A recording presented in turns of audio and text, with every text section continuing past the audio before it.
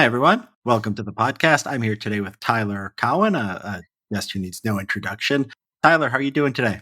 I am fine. How are you? I'm doing excellent. So we're here to talk about your book, Talent, along with Daniel Gross. First thing I wanted to ask you about was I saw in the book that one of the things that you said was sort of an indicator of talent was how quickly people answer emails. Now, this is something that I noticed too. I've noticed that when I would reach out to people, the people who tended, I think, to generally more successful people are people that I found to be competent later on to answer their emails quickly. And the way I always thought about it, and your book made me reflect on it a little bit more, is that an email is sort of like a pop quiz in today's world. It's how much are you thinking about and how much do you care about the thing you're working on in life, right? You can ask people how much do you care about, your job, how passionate you are, but are you really checking your phone all the time? If somebody comes to you with an idea or some kind of opportunity, do you jump on it or do you sit on it for 24, 48 hours? Is that how you see a sort of a pop quiz going through life, or do you think there's something else going on with the email thing? I think there are several factors. One is that it's an indicator of the other person's assessment of goodness of match. So they might think they're totally above you, or maybe you're totally above them, or just you're not going to get along. And they answer your email 2 days later. They might be fine as a talent, but they're still signaling, well, you probably shouldn't work with them. People who are online a lot, people in journalism, public intellectuals, a lot of academics, I think it's an excellent measure of talent. But I would stress the point there are some sectors where talent and speed of email response might be negatively correlated. So, say someone is a brain surgeon and they spend 7 hours, doing their most important operations. It could well be if they're always answering emails very promptly. It just means, well, there's never demand for them as brain surgeons, and you ought to be a little wary. So, I don't think it's a universal regularity, but it's a pressing question to think about is a person's speed of response. Well, in our world, though, I mean, a brain surgeon, yes, I think you don't want your brain surgeon looking checking, his email in the middle of work or always being on the phone. But in our world, where we're sort of always in front of screens, I think it's probably a much better I indicator. agree. Don't you think? But I think there's a lot of jobs like brain surgeon in some way where the boss may not even let the person be online. Or say someone is a chemist and in the lab all the time. Now, I don't know enough about chemists to judge this, but it wouldn't shock me if the correlation was negative between quality of chemist and speed of email response. That maybe what they should be doing is giving, directions in the laboratory rather than reading something online. Yeah, so I mean, I guess there's a distinction between people whose work involves manipulating symbols on computers and writing things, and then people who are sort of it's sort of like a hands-on versus working with your brain sort of dichotomy of where the importance of you would emphasize the email issue, right? Yes. Yeah, and so the other thing, another thing in your book that I thought interesting was your discussion of intelligence. Now, you seem to think it's, um, I think a bit overrated. I mean, maybe like you think I think it's underrated compared to, say, I don't know, like the politically correct way of talking about it. But I think you think it's overrated compared to most people who actually focus on IQ and intelligence. Is that an accurate assessment of your view? I would say that. I think it's overrated by people who end up reading the book and overrated by other smart people. I would say rather obviously it's underrated by society in general, right? Yeah, it's underrated. I mean, yeah, the fact that IQ is not considered, something you could talk about in polite company, would indicate that if it matters at all, and it does clearly matter, then it's probably underrated. What do you about the way I look at sort of the intelligence question is, I've always thought about it as something that if you have it, it can help sort of solve all other problems. Like I was pretty bad with social skills most of my life. I because I was intelligent, I could reflect, I could read books, I could understand, sort of where my problems came from, and then I could sort of work on them. So I've always thought intelligence was sort of work like that. Anything, it helps with every other potential problem. So it's potentially, it's not just that you can figure out, how to do something in a moment. It just increase if you find someone, two workers equal, one has a higher IQ. I would suspect the one with the higher IQ has sort of a higher ceiling on what they can accomplish. Do you think that's right? I may be higher, but not as higher as people think. So here's what I do observe. If you take a class of people smart enough to say get a PhD or be an economist or, be a reasonably competent programmer. Uh, Above that level of smarts and achievement do not seem closely correlated to me much at all. Not negatively. I still think it would be vaguely positive, but just not very much. Now, you have to be smart enough, say, to get a degree in math or do whatever it is you're doing. But past that point, I would look at other features of the person's talent. Yeah, I think that's right. But would you? I mean, would you say that? Do you think it's? I guess it depends on what you're doing, right? Because there is a bare minimum here, but there's also a sense of, there's also a, yeah, I don't know. Like, so do you think so? The CEO study from Sweden is very interesting, right? They had like, Yeah. what didn't they have like a standard deviation higher IQ than the average? 83rd percentile at the Yeah, median, which is smart, but not yeah. really that impressive, right? And what year was this study from? Do you remember? I don't remember, but it's recent. Now, before I did all the work for this book, I would have thought, well, a Swedish CEO, he'll be at the 96th percentile of intelligence. I think that's what I would have guessed Mhm. as being the case, and not 83rd.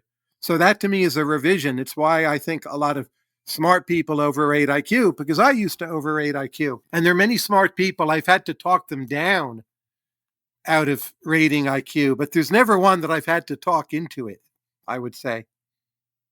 Do you think that so is it could it be that I think that this result would not replicate in the United States, and why I think it would not replicate in the United States is because pedigree is important. We care where people went to college, and the colleges themselves are selecting based on standardized tests, right? So I think if you just took the average SAT of say Fortune 500 CEOs, I would bet you would estimate you can estimate an IQ of I think it would be over the 83rd percentile or whatever it was. I don't know what the Swedish system is like. I don't know if they care as much about degrees. I don't know if their degrees themselves are based as much on standardized tests. But do you feel that we've sort of artificially created a world where maybe IQ matters, or maybe it's a good filtering mechanism. Maybe we should have that system. But do you think you have a feeling that I do that that wouldn't probably replicate in the US?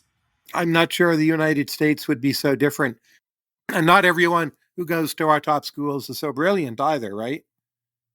Yeah, that's true. But if you look at the average, so if you look at the average SAT for Harvard or something, right, it would indicate well into the 90th percentile, right? If you and most Ivy League schools would indicate that. If you take SAT as a proxy for IQ, you would get. And I don't know if this is the. I don't. Maybe I just don't know There's enough a about the lot of background to see. CEOs who didn't go to Ivy League schools. They're from the Midwest. They went to a good but not great undergraduate institution, and they're worth, $350 million. Yeah. Never went to Harvard Yard. So I'm not sure. I'd love to see the study.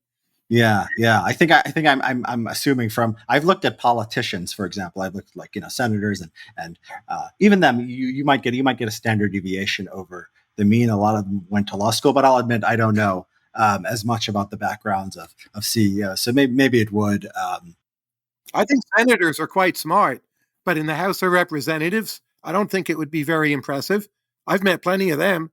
Yeah, I think that's right, and I think it's part of it. Do you ever think about the our system because it's sort of so? You have these House races, right, and you have these Senate. You have these.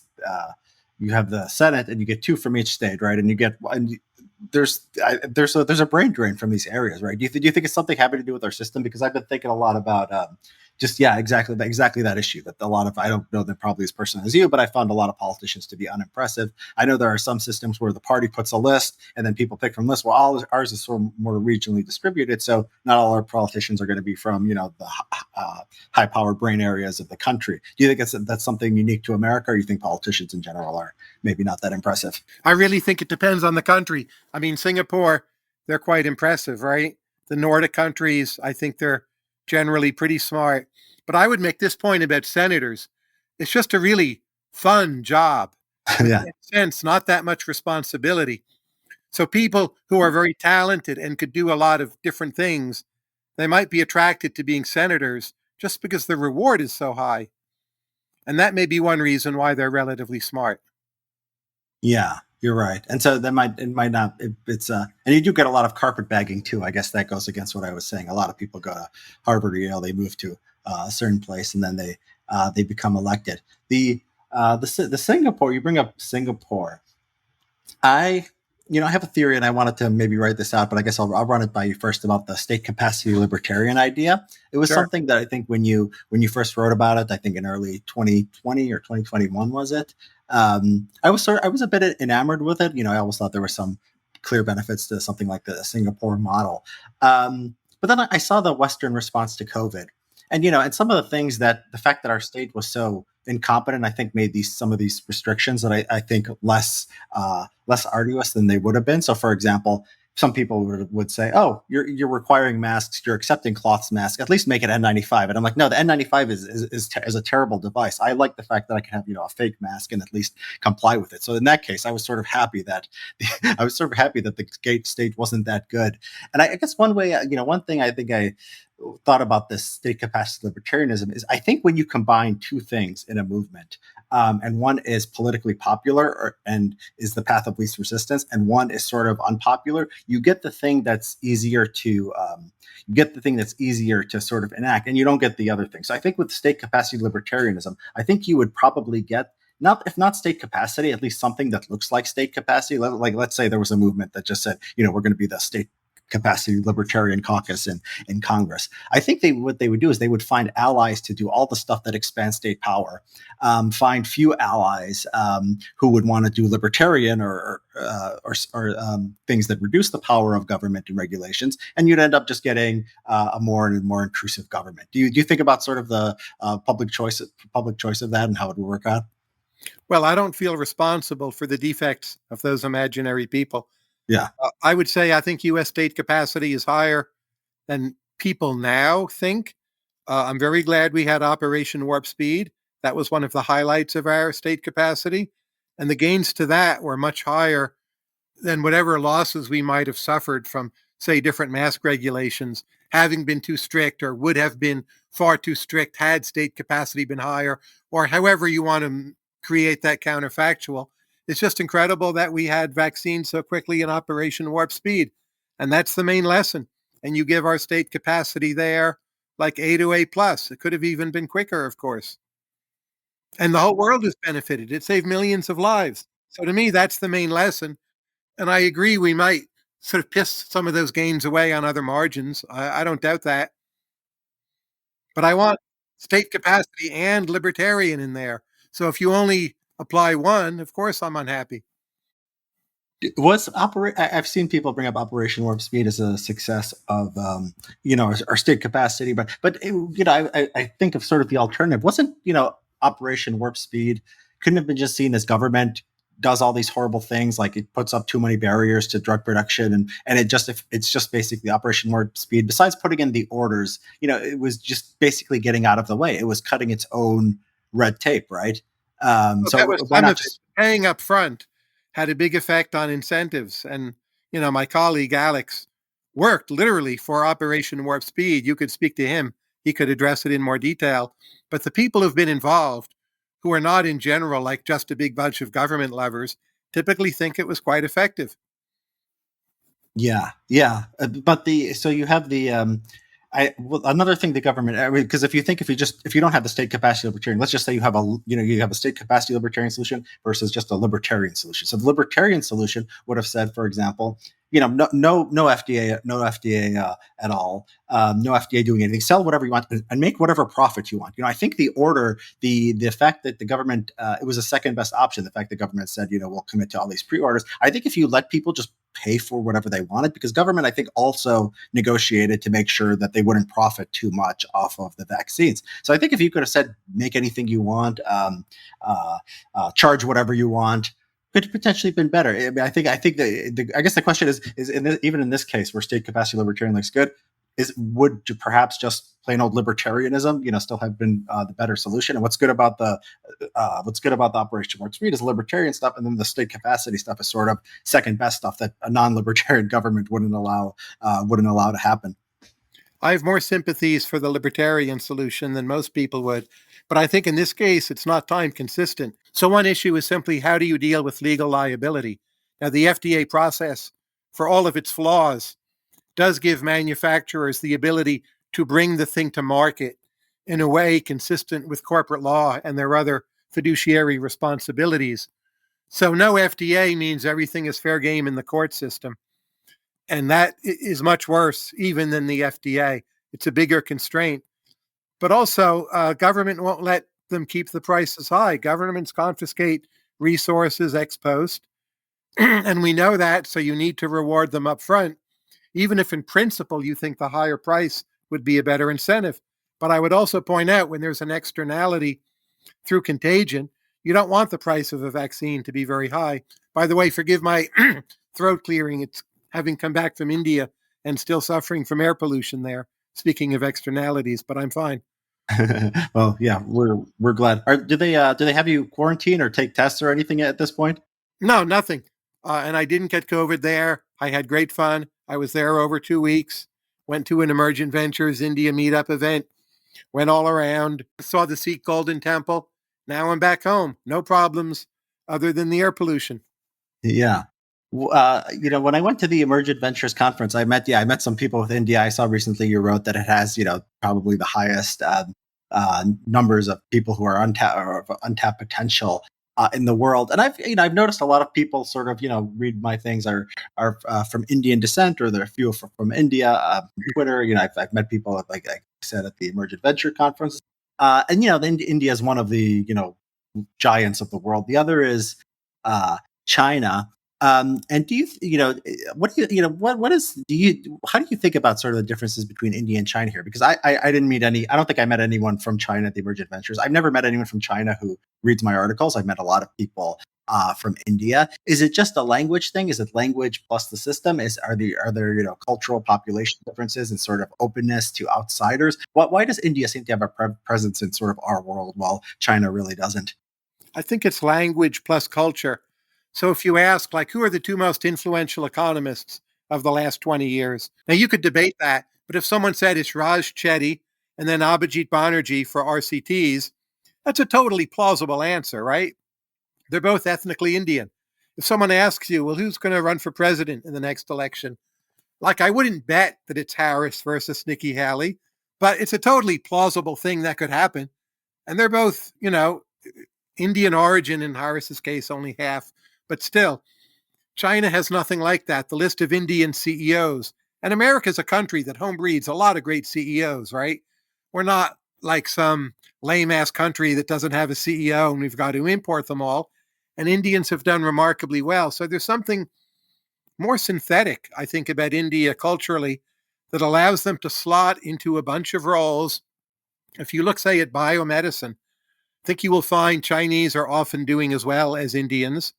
It's more of a, maybe narrow isn't the word, but more of a directly applied, internally consistent, doesn't connect to the outside world very much sort of endeavor, like the drug works or it doesn't.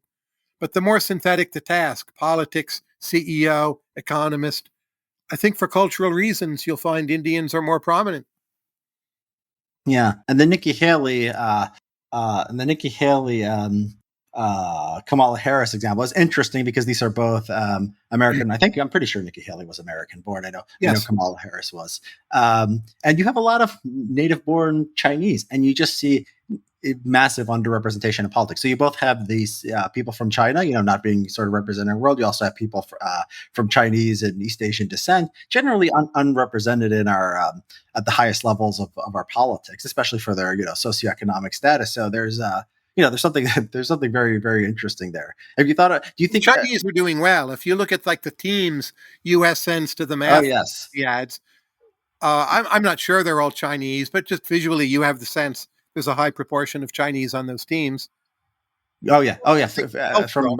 From looking at them, you can't tell the U.S. and the Chinese team apart on these math Olympiads. They look the same. I think they're pretty much all Chinese. Maybe there might be a Korean or two in there. So they can do math. I mean, I don't think anyone is.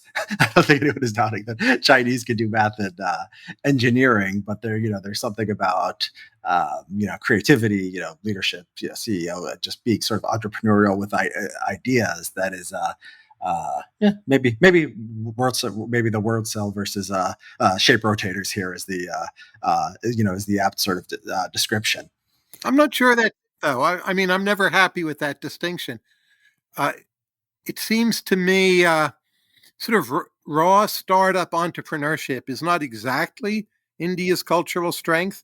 But again, this idea of synthetic forms of knowledge where you need many different skills and the ability to combine them, CEOs and politics seems to be where they excel.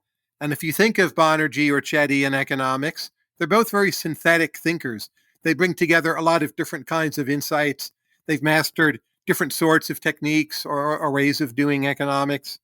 I don't know if any of it comes from Hinduism. I fully recognize by no means are all Indians Hindu, but it's a strong background cultural influence in all of India. And it is a very synthetic way theologically of thinking about the world. Yeah, synthetic. I mean, that's an interesting word. I mean, is that how do you differentiate that between, say, creativity? Say some people are more, because creativity involves what, taking a bunch of sources and making, not going down some kind of clear path, but taking a bunch of sources and trying to make something new. Creativity obviously can be synthetic, but there's a lot of forms of creativity that are relatively small number of dimensions. You just have like some brilliant insight about, oh, this is the new thing to do in a heavy metal tune, and you do it. Yeah. The okay. India seems to have this historical record of being very good at incorporating other cultures without losing being Indian.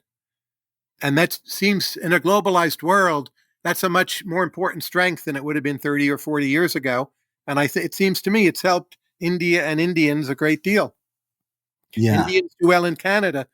At least the cities have become highly synthetic environments, right? A lot of other cultures coming together.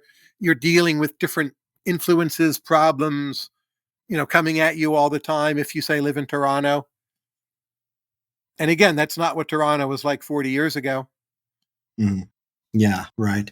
The yeah, that's interesting. And I listened to you. I think you were talking to Russ Roberts, where you talked about Germany and Germany sort of punching, uh, under its weight. Do you think that these do you see Europe as a sort of do you see Europe on the decline? I mean, because my impression is you're optimistic about the U.S., optimistic about uh, India. I think you're I don't know how you feel about China's, I think you're pessimistic about their sort of role in the world, but I don't know if you're sort of bullish or bearish on their potential to keep growing.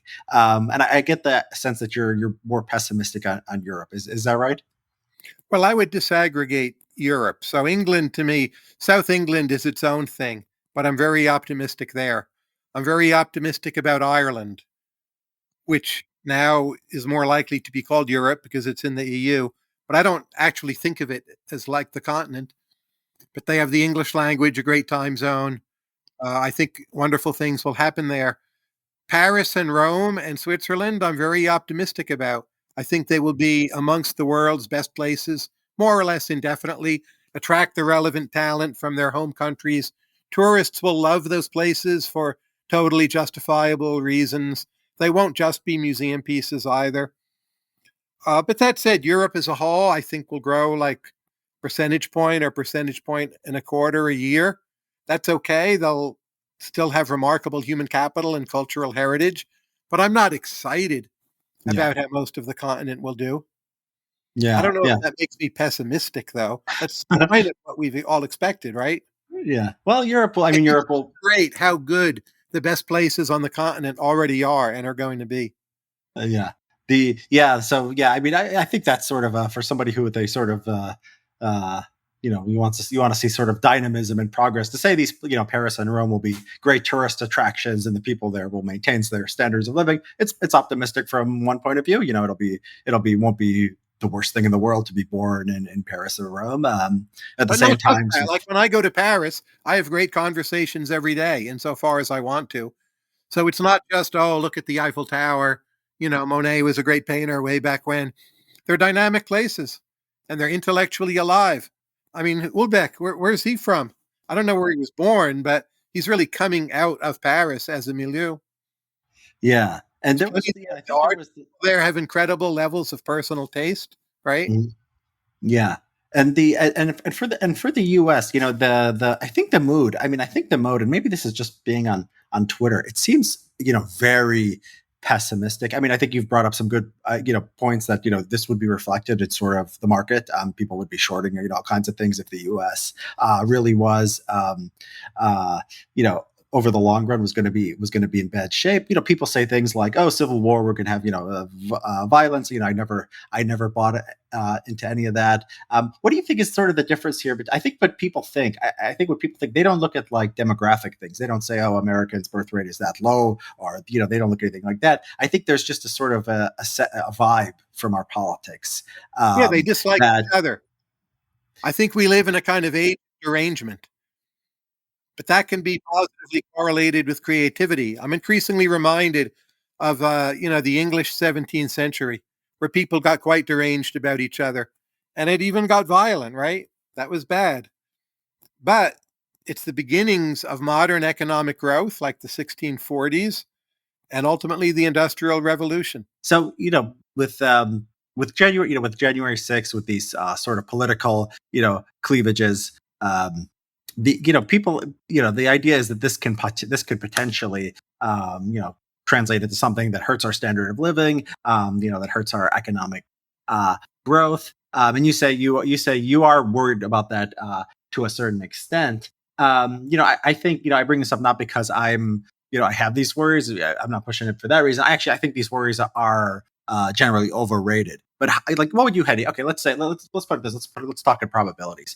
So that the U.S. has some kind of a big constitutional breakdown, say in the next 10, 20 years. What would you put that at? Rather than the word breakdown, I would use the word crisis. The chance of a major constitutional crisis to me seems a bit over 10%. And Hmm. that's comfortably high. And it was not nearly that high, 5 years ago, 10 years ago. So a breakdown, I would think, is a much, much lower chance. A Yeah. crisis, you can see it possibly coming. And I think we all should be worried. So yeah, so like a breakdown would be like the Republicans and Democrats have militias in the streets that are fighting each other, and like the crisis would be the Supreme Court rules X, and the president says I'm gonna do Y, like not Right. some kind of Weasley. Well, they always do this. There's always a Weasley legal thing, like I'm actually complying, but they're really not complying. It would be more. It would have to be sort of more substantive than that, right? At least And one branch of the government not following the Constitution. That seems to me to have popped up on the radar screen as way too high a probability. Yeah, or you could imagine, or not just within the branches of the government, you could imagine the states Right. versus the federal government. But yeah, I mean, my reading of sort of American history, at least, especially the last since the war in court, since the last 60 years or so, is that they're really not following the law all the time, and Yes. they never say we're not following the law. They just say I have the true interpretation of the law, and someone says something else, and it's hard to see how we go from that. Somebody would have to have the political incentive to say, "I'm ignoring the Supreme Court," or "I'm not following the law," or "We're not going to Right. listen to the president," which is not impossible to imagine. You can imagine a Republican state not wanting to do what Biden says, or something like that. Yeah, but the most likely scenario, I think, is I think you're right. And even if that happens, even if that 10% chance happens, that wouldn't necessarily hurt our economic growth or hurt our living standards, right? It could be just something people worry about, and then sort of we settle it, and we move on. So I think you're right. Do you worry about the American sort of, so there's a question of whether these things will lead to some kind of real societal breakdown, or cleavage, or something that can be measured in, say, GDP, or rates of violence or whatever. But there's also this stuff also has sort of a psychic cost. Do you worry about sort of like the mental health of Americans, and sort of spiritually and creative wise, what it can do to our culture? Because there has to be a distortive effect. Could be better, like you said. You can have these tensions, and you can have these different states and different regions and different subcultures, and something could flourish out of that. But it also could become, it just could lead to a sort of a environment of sort of pessimism and negativity, and that's the sort of the flip side, the danger of that. Don't you think? I think there's a lot of evidence we're in a mental health crisis already. Now, the parts of it you sort of read about in the New York Times are the mental health crises of intellectuals and media types, which are somewhat their own fault and overblown. But the actual mental health crisis relating from opioids and COVID issues and lockdowns and schools being shut down and people driving 100 miles an hour and so on, those are very real. And a lot of those numbers even predate COVID. COVID accelerated and exposed much of what's happened. But that could be the number one issue of our time in America, is the mental health crisis. Just look at the percentage of young people taking antidepressants, or people who go to therapy, which I'm not at all opposed, but the percentage of super successful, like 32-year-olds I meet, who proudly announce they've been in therapy 10 years and don't even think that's weird, like any one of them, it might be the correct thing to do. But the percentage I see of that seems to me like crazy wrong and too high for what you would expect. And I think that's a mental health crisis. I don't know where it came from. I worry about it. As an economist, do you think about sort of the incentives of insurance and the sort of the trend towards treating mental health as sort of a physical health? So somebody's third party is paying for it. It's the same problem with overconsumption of medical services more generally. But here there's a sort of is a bigger problem, right? Because how much you need is sort of, it's by definition in your head. So it's not the being always a psychiatrist is sort of different than getting an extra heart examiner or something like that. I don't know if there's overconsumption of the service, and I'm also not sure how much therapy helps people. I'm not sure how much antidepressants help people. And I have read in all these areas. I'm just not sure what the answers are. But I'm pretty sure there's just too much of the malady of mental health problems. Yeah, And and I you guess what I see was a version of it in our intellectuals who have just become so negative about each other. I'm sure you see it on Twitter every day. yeah. Uh, Again, to me, that's the least worrisome part of it. But a lot of people I've known have just flipped out about politics. And again, I might even agree with most or maybe even all of what they say. But it seems to me, perspectively, they're so off. I consider them, I wouldn't say like ideological opponents, but I feel like very distant from them. Even Mhm. when I might agree, like, well, January 6th, that was terrible. The people committed treason, the this, the that. The FBI was fine to come in and take the materials. But at the end of the day, I don't feel I'm living in the same universe as a lot of those people. Yeah. Well, I mean, some of the political stuff is very weird. So if you propose some kind of regulation that on trans issues, for example, goes back to what we had in 2010, I mean, the reaction will be fascism. This is going to lead to people dying. I mean, it is so disproportionate to sort of objectively what's going on. I wonder, and I wonder what I tend to think that it's such a I'm previewing another something else I think I might want to write about. So if you look at, for example, the 1990s, and you have the Oklahoma City bombing, you have the bombings of abortion clinics, you have Ruby Ridge, you have Waco. I mean, there's serious body counts in Sure, all I these lived things. through all this. And you can imagine if this stuff was happening today. People would say, it just like we just saw it on the news. I'm just old enough to remember this, and we saw it on the news, and we sort of moved on. And it's the level of violence, political violence at the time was, much higher than it is today. There aren't a lot of these incidents today, and yet the sort of the pessimism and to worry about our politics is just off the charts. And I just have to think it's social media and the internet. It's just created. The news always had a negativity bias, but I think the negativity bias has just been so extreme that it's like no matter how good things get, we're going to be extremely pessimistic about America for the rest of our lives, and that itself is sort of depressing. Some of it may well be social media as an amplifier, but I saw comparable trends on cable TV before social media was much of a thing.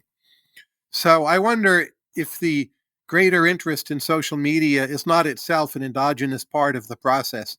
There's plenty of earlier periods of historical time, maybe on average half of them, where just the social mood is getting worse.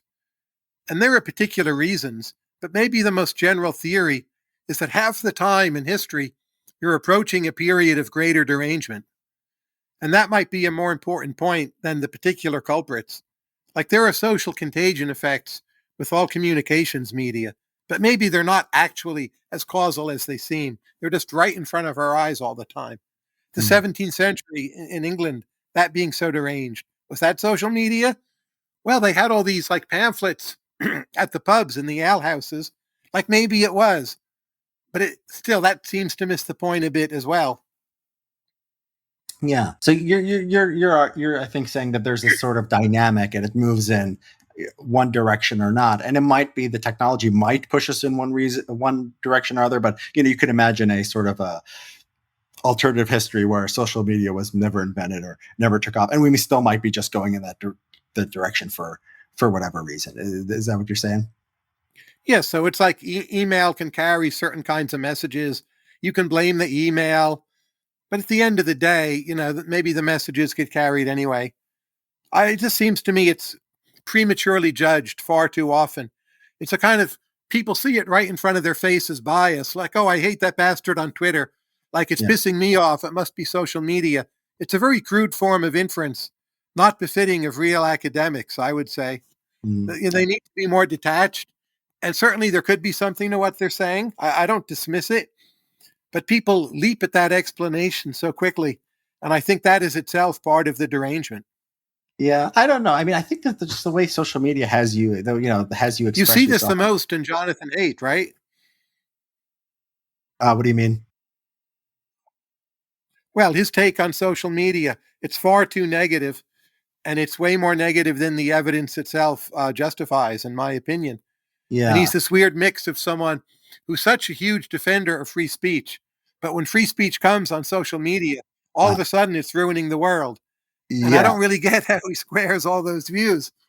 yeah. Not logically impossible, uh, but it's not an easy or comfortable fit either. Mhm. So, I mean, my experience, yeah, I don't know. I sort of my experience leads me to think that It the seems to media. me social media are probably bad for 12 to 14-year-old girls and Mhm. probably good for most of the rest of us. That would Yeah. be like my most intuitive answer, but very subject to revision.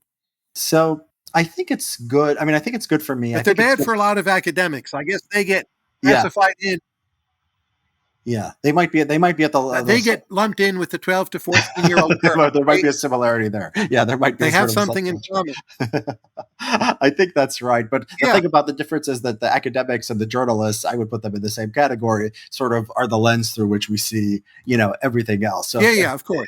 and so this is, yeah, this could potentially be a problem. I don't think that the average person, working, as a manager at Walmart is necessarily driven crazy by social media. Although some might, it's just that everything they consume is produced by the kinds of people who do tend to be driven crazy by social media, and that might be a problem. I mean, I guess we'll see. This is a testable hypothesis, right? Either the pessimism will stay with us over the next decades, or we'll see if it's possible to have a world where everyone is on Twitter and everyone is holding hands and loving each other. If we can get back to like the 1990s level of cultural optimism, with Twitter still having the role, and maybe it's endogenous too. Like maybe people stop using Twitter. Just even if people stop using Twitter, I would say that still works with your sort of cyclical theory of these things, because we're not slaves of the technology. I think that's the argument that people make. That sort of is a deterministic thing, and whether the technology is compatible with a more optimistic sort of cultural worldview, or we can choose to get rid of it. Maybe we choose for whatever reason, mimetic social contagion reasons. We stop using it. That would indicate we're sort of more free. We have options here, right? In my view, the chance of returning to optimism is pretty low. I call it greater weirdness. I just think we're going to see greater weirdness. And that, I think would happen with or without social media. If you just look at it, what, a 25-year period, no, I don't think they're the same.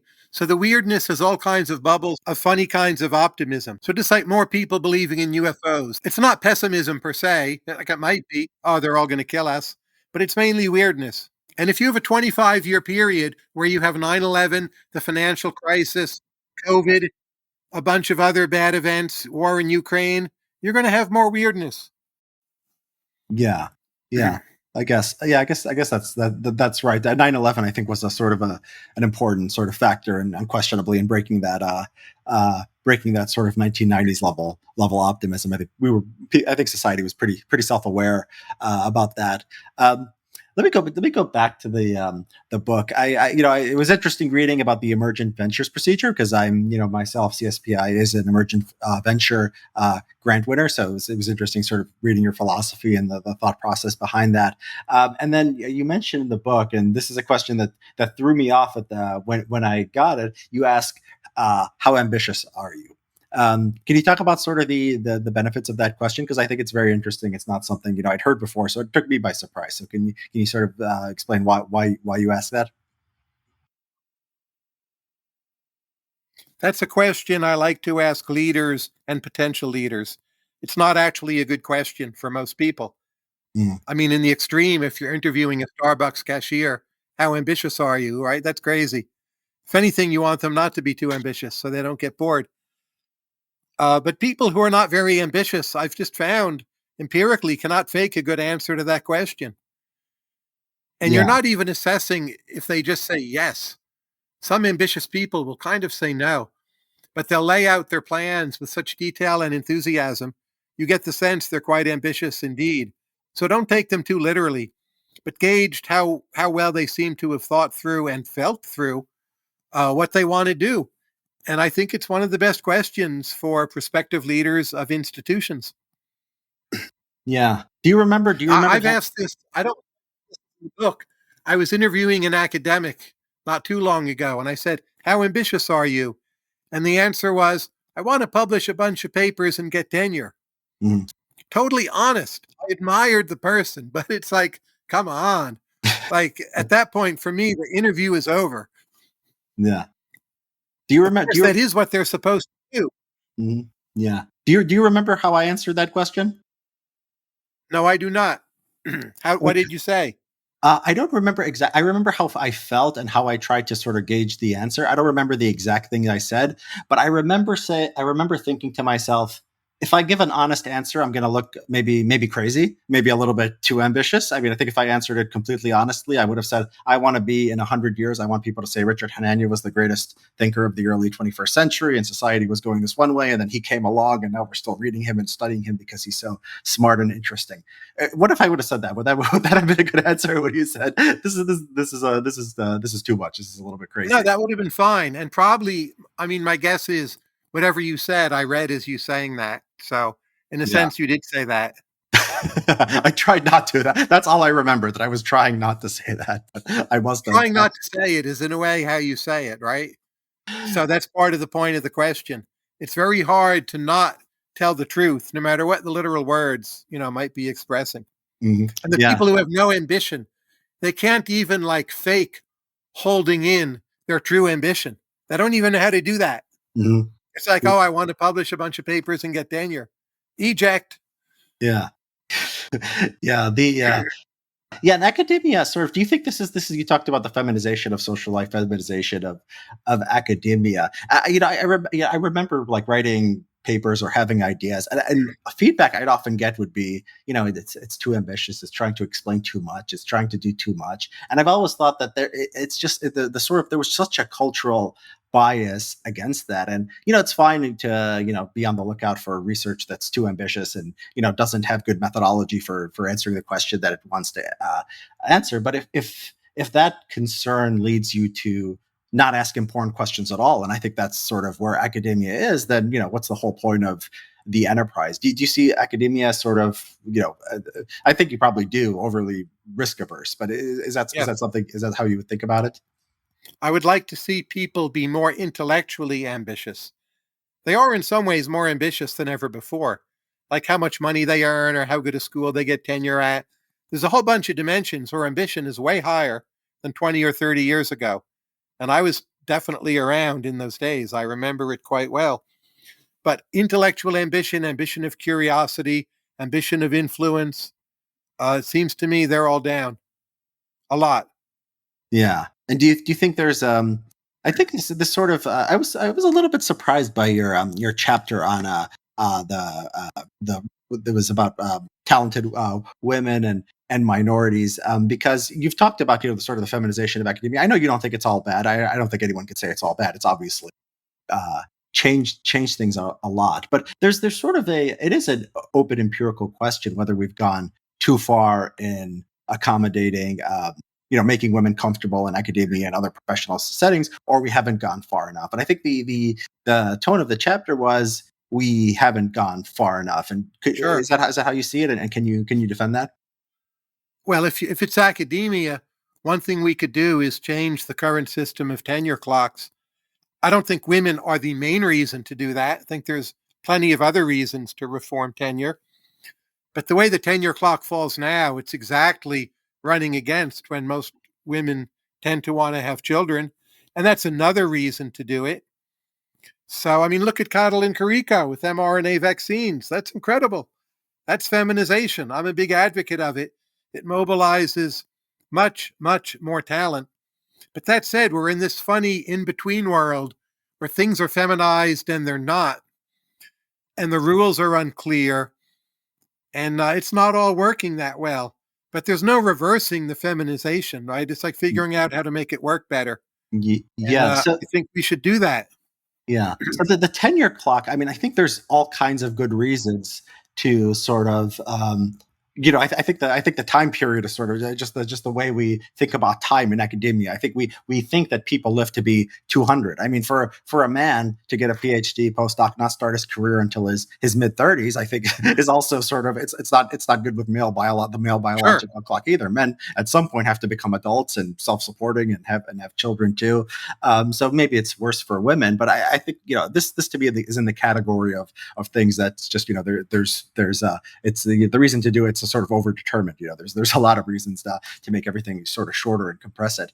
But then you think about sort of just like the way we talk. I'll go back to my own experience of academia again. It's considered sort of rude or sort of gosh. If I was in a seminar, and economics is famous for being not as much like this as say political science, but in political science, if somebody just has an idea and you say I think that's wrong, it's wrong because of X, Y, and Z. That's a bad variable. That's a bad data set. You're that I think people would consider you sort of mean. That was my impression. You couldn't directly challenge people, and I think I do see that as sort of feminization. I see sort of when I hear complaints about economics, and coming out of political science, I'm like, oh wow, that economics sounds more like what I wish political science was. I attended some workshops, law and economics at the University of Chicago, so I got a little bit of a sense of this. But I think that in particular, too much agreeableness, I think, is just poison for the search for truth. And if you want to categorize that as feminization versus not feminization, many men aren't going to be, uncomfortable with that. I Sure. just think that's something we need to get. We just have to normalize saying A is correct, B is wrong. This methodology is good. This methodology is bad. These people are right. These people are wrong. And I just don't think we do enough of that. I think I agree with that, but I would stress the point we're going to need a feminized version of acceptably publicly voiced disagreement. We can't go back to how things were. And there are many feminizations. Women disagree with each other publicly all the time. I don't think you can say there's no way to have feminized open disagreement. The new thing we should evolve toward to understand how to make it good and sustainable, we need to understand it will be some kind of partially feminized version of disagreement. Yeah.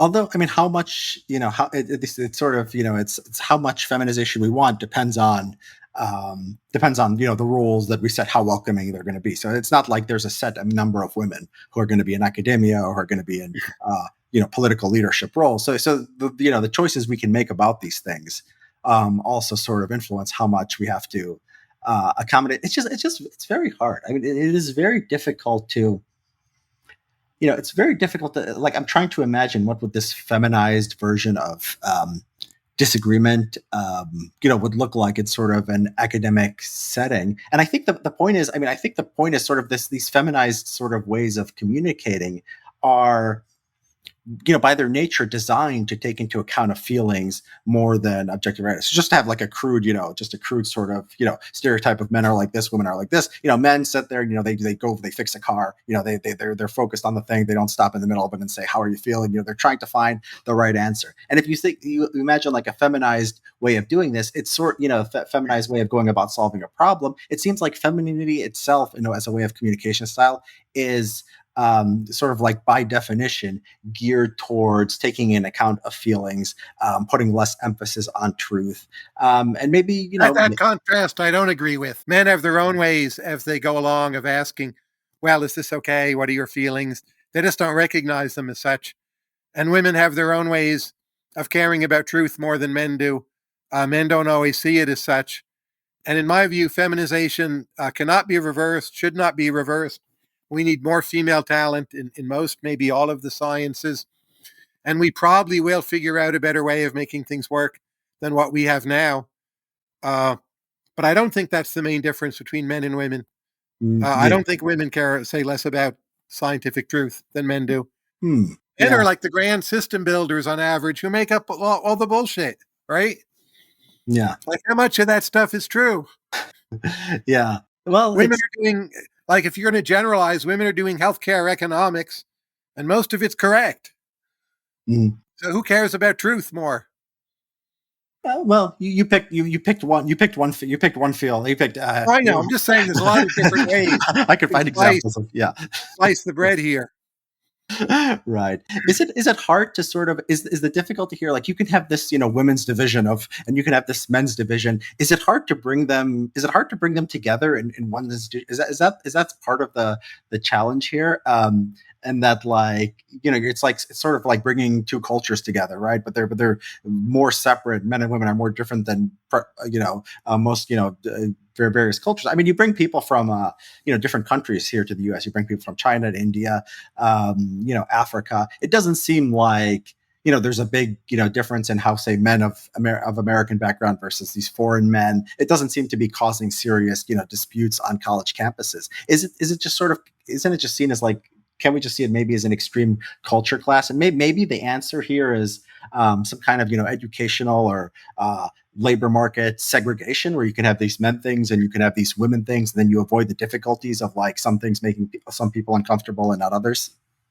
I think the gains to integration are very, very high, and we will become much better at it. But if you look at, say, scientific research teams, vaccine teams, like who succeeded with the vaccines? Bunch of teams full of women. Novavax was like some incredible ratio of women to men. I forget the numbers.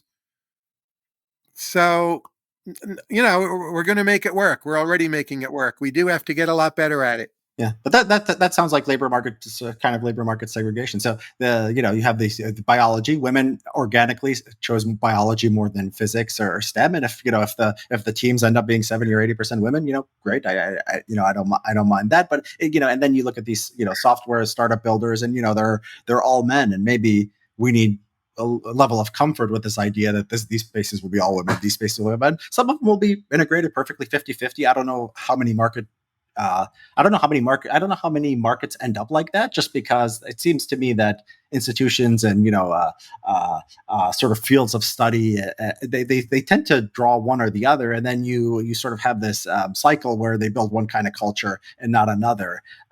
So I'm not arguing for the state enforced gender segregation of the labor market. I think you get it sort of organically, and maybe we should just be okay with that, I guess is what I'm asking. If the top chess tournaments are all men, which, as you know, is the case, doesn't bother me at all. But just predictively, I expect the big advances to be made by closely integrated teams, integrated in multiple ways. But here I'm meaning gender. Mhm. Yeah. And the So mRNA teams, I don't know the exact numerical, but it's a lot of men and a lot of women. It's not like 80-20. Novavax was unusual that it was so many women, in the Maryland facility. Um, Man, that's great. yeah. And what about the other part of that chapter on women and minorities? Do you think that are you under the impression that these because my impression is that yeah, I mean it could be true that some somebody of black or Hispanic descent, they might have different cultural norms than people of white descent. I think there's major differences between whites of different socioeconomic classes and regions, and ethnicities. Is this something that is I guess I'm seeing it in the context of like we worry about it. We make it such a big deal in our culture. Is it a good idea when we're rating something as a problem as like a 9 and it's really a 4? I mean, don't isn't it reasonable to think that maybe we should be sort of just saying things are working out fine and this is not really as big of a problem as most people think. I'm not sure how much of a problem most people think it is. Maybe one big subset of media overrates it as a problem, but I don't think the country as a whole does. I think the country as a whole probably underrates it as a problem. I mean, I'm just struck by data on, say, African Americans who seem to experience much higher levels of stress than would, like, what you might call normal white guys. And that to me is a serious problem. I suspect the country as a whole underrates it. But if you want to tell me, well, the New York Times overrates it, I'd want to see what they said. But like that could certainly be true. It wouldn't shock me if that were true. Mhm. Yeah, but I think that the sort of the way people feel is sort of shaped by the New York Times and how we talk about it. So I don't know if you've seen data that's been sort of floating around that if you ask Black people how big of a race, how much of racism do you experience, if you compare them late 1990s, early 2000s to today, today they say there's much more racism. Objectively, I don't know how you find that. I don't know what metric you would use other than people's feelings, but one theory is that our education establishment and the media just told people that racism is everywhere. It's a big deal. You should be stressed about it, and it's oppressing you all the time. And then people came to believe it, right? They say it would be a sort of a self-fulfilling prophecy if that's what happened. Well, I would just say that whole communications campaign, in my view, has been a miserable failure, either on its own terms or different ways in which you or I might disagree with it. I just think it's a failure. So, Yeah. So let me ask you about the one more. One thing you said that was interesting was one of your articles is about the question of wokeness, and you're a critic of the woke in some way, but you have an interesting angle on it, and so you say things. You said something like in your article that these these Gulf Arab monarchies are becoming more woke, um, and the idea is sort of there's a spectrum here from like Saudi Arabia to like the Berkeley, the campus of UC Berkeley, or something like that, or the streets of Portland, or whatever. Is that how you sort of see the wokeness issue? Because I don't see it as exactly like that. I see wokeness as more, and maybe this is just a way for me to oppose wokeness without supporting having to support Saudi social customs or whatever. I think that the better sort of view is there is an obsession with. There's obsession with an equality of there's an obsession of creating equality of results, a blank slateist commitment to explaining differences between groups. And I don't see that as on the same sort of spectrum as, say, Saudi Arabian gender segregation. Can you defend sort of thinking about wokeness in sort of this, very, very broad spectral terms? well, I would say look at wokeness as a whole. It has many bad effects, like encouraging people to think about equality of outcomes far too much. And it has a bunch of good effects, like raising people's awareness of, say, gay rights. So in Singapore, they just reaffirmed gay marriage is illegal, and they Mhm. also made it very hard to reform that. People who are woke, whether you want to include that in the definition of woke or just empirically observe, the woke, like almost always, are quite against that. And the woke there are correct. Most of the world should be more woke. So how can you be totally against the woke?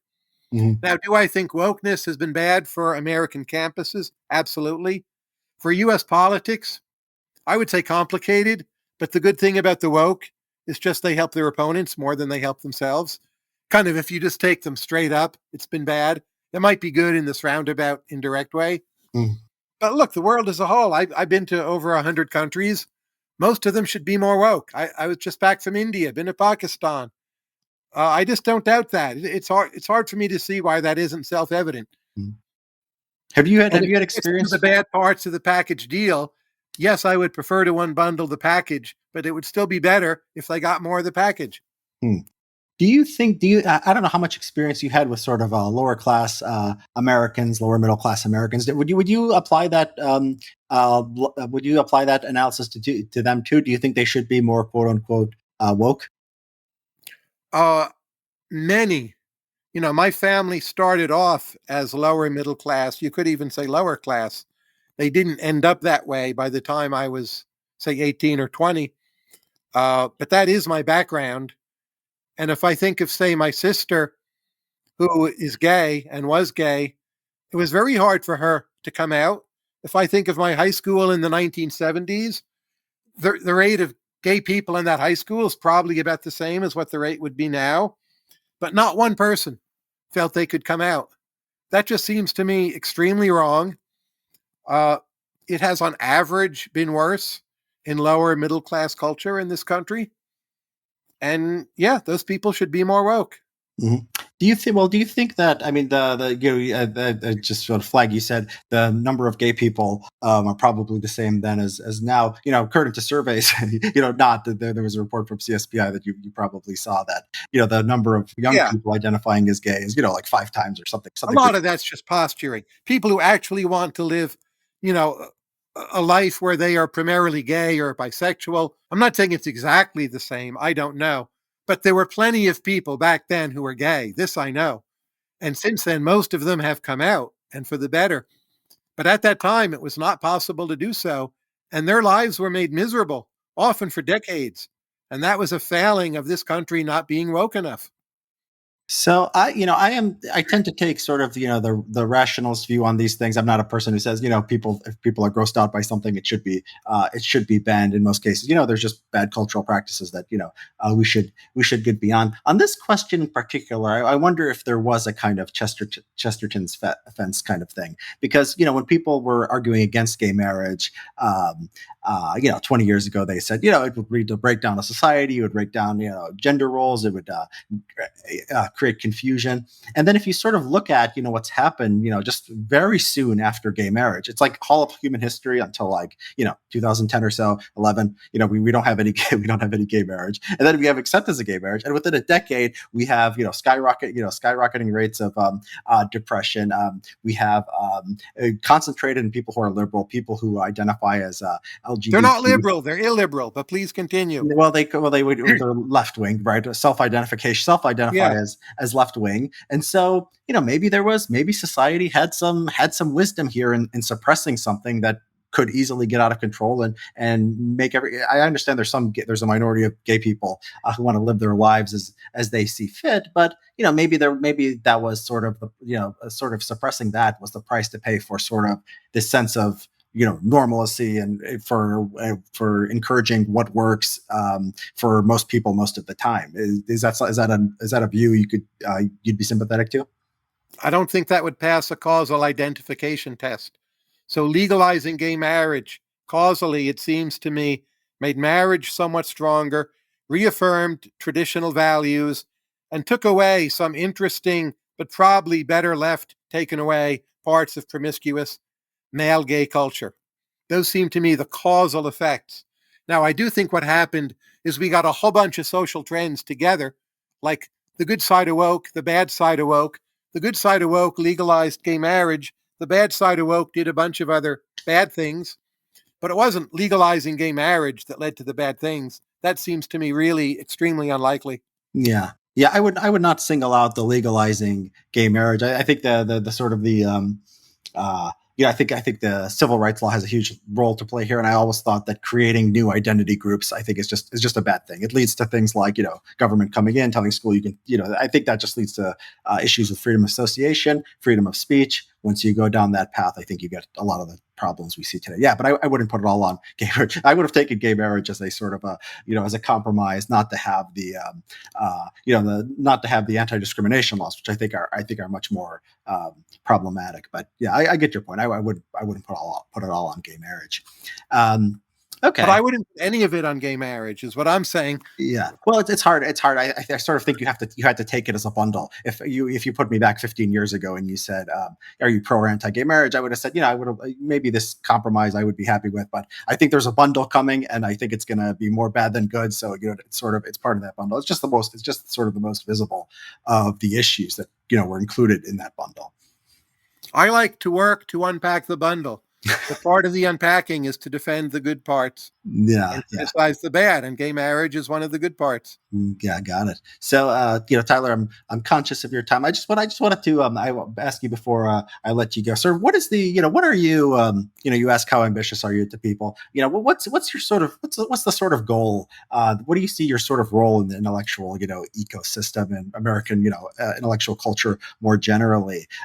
Is it just you're looking for interesting people? Are you trying to sort of push the culture in a way? Are you trying to be an evangelist for human progress and trying to facilitate it? How do you sort of see what you're doing? Because there's nobody like you, so I'm just interested in how you sort of conceive your role.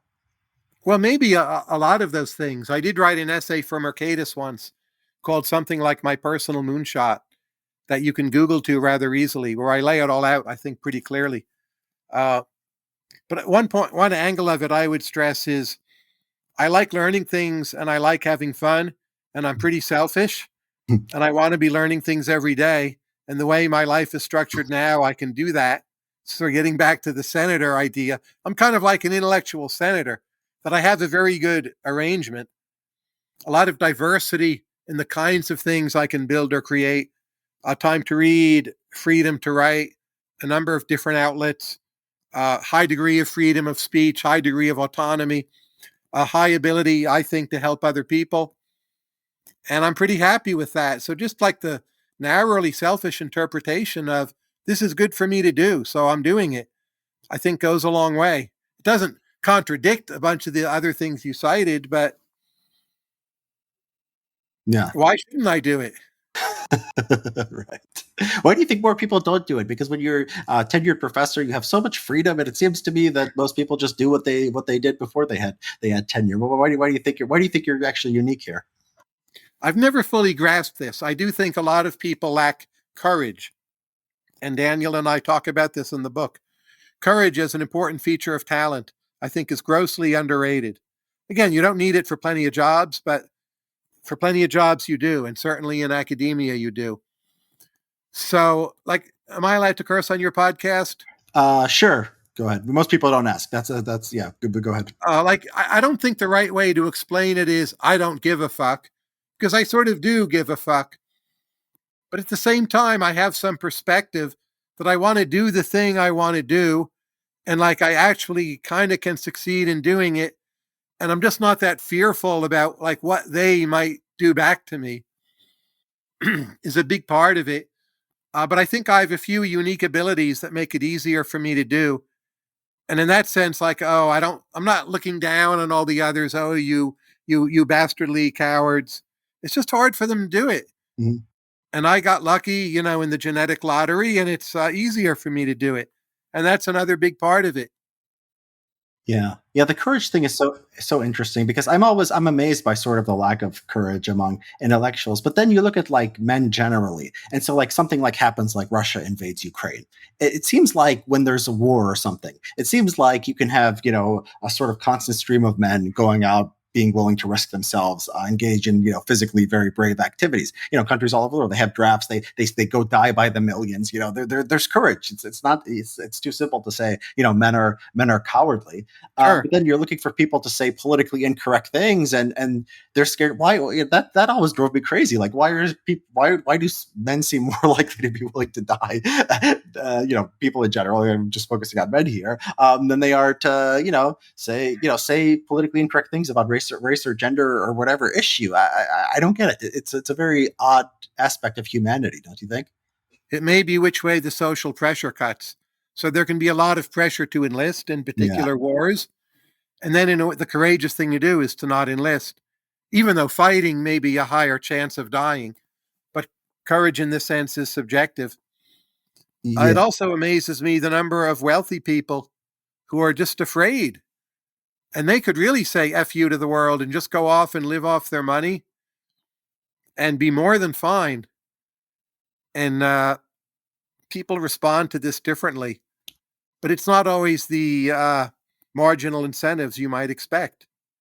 A lot of people get more caught up in the trap the more they have, not less.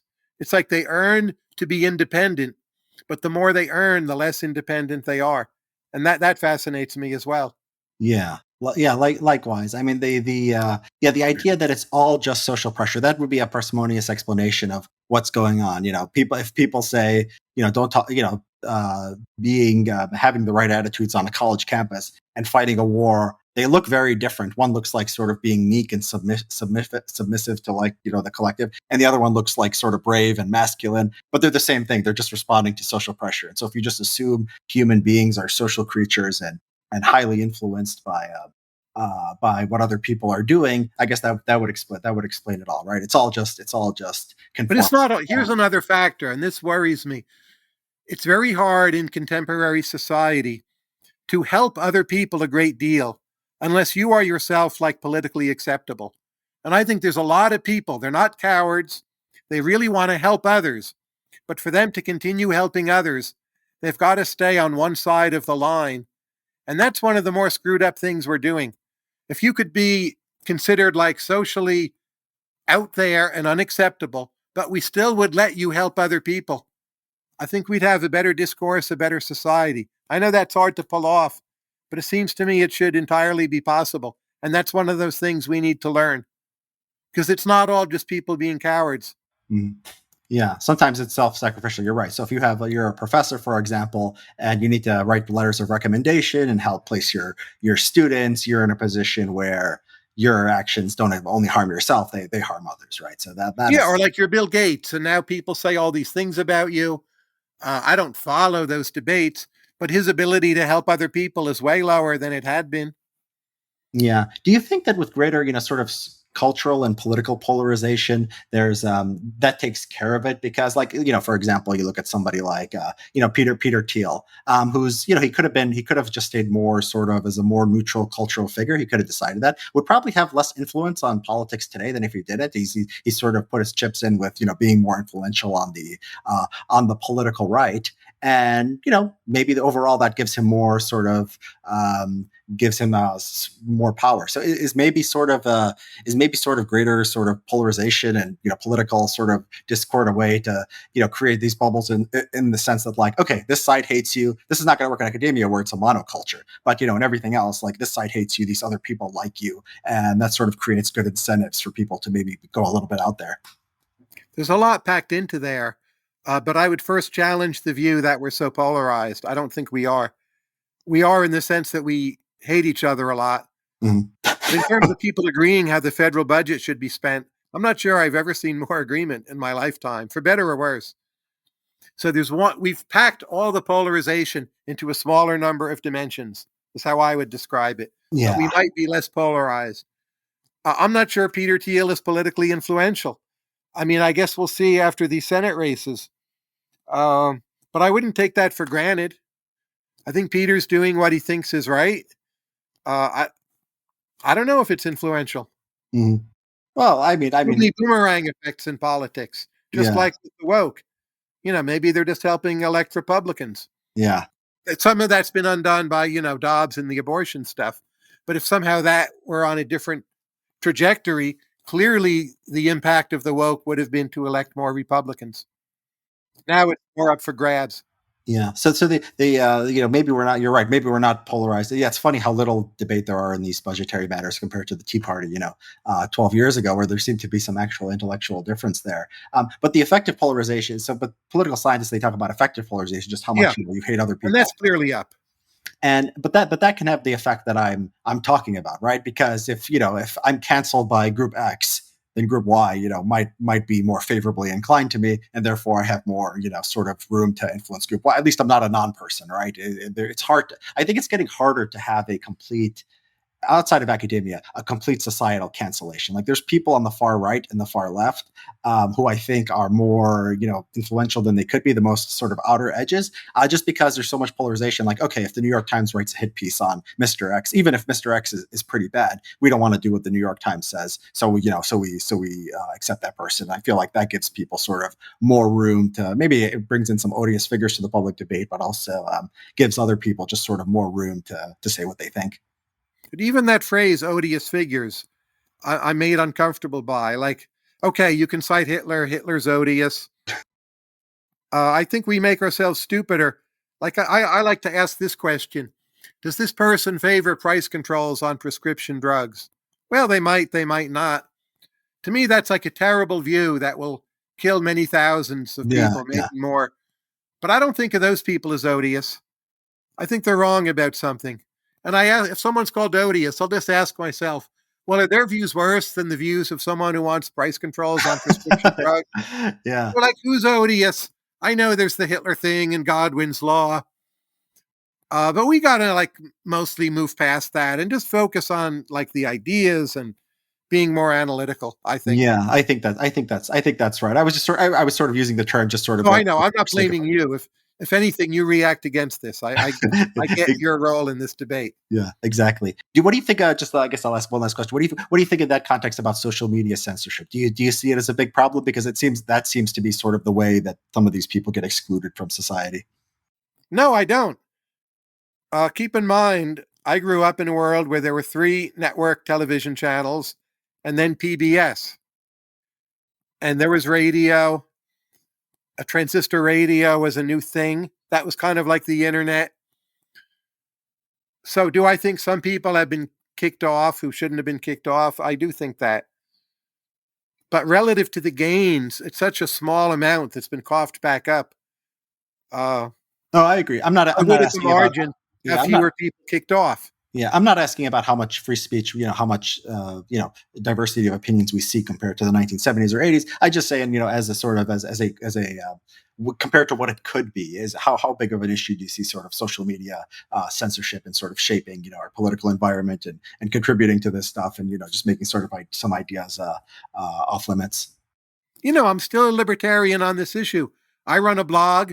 If someone put up a comment that was like anti-vax in like a stupid way, I would just delete it. If Twitter, Facebook, Meta now want to do that, I say great. No, I agree they've made some mistakes, but I think it's within their right. I think often it's a good thing they do it, and wonderful. It's their property. If you don't Yeah. like it, go somewhere else.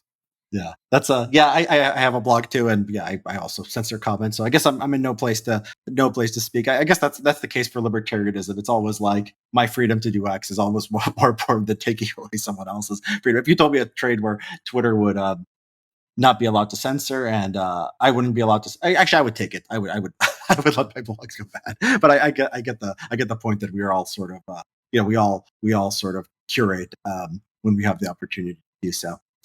So, Tyler, is there anything? Do you have any projects coming up now? You just finished this book. Is there another book in the pipeline, or anything else you want to talk about? Well, expanding Emergent Ventures is taking a lot of my time. I'm working with Shruti Rajagopalan to build out Emergent Ventures India. That's really her project, but I can be of help in some ways. I have a long term project to be writing a book on my views on the history of economic thought, but I also would like to write a sequel book to the one I just published with Daniel. So all this goes on at once, and sooner or later, it's all going to happen. What's the sequel going to be? What's the difference going to be between that and the original? I think we need more good ideas first, and the sequel comes out of the ideas rather than being planned top down. But the natural sequel would be to extend the last chapter on how to motivate talent, how to retain it, how to develop it, and not just how to find it. So that's the most likely sequel. But again, if the ideas evolve in some other direction, so be it. Gotcha. Well, Tyler, it's been a pleasure, and yeah, thank you for joining us.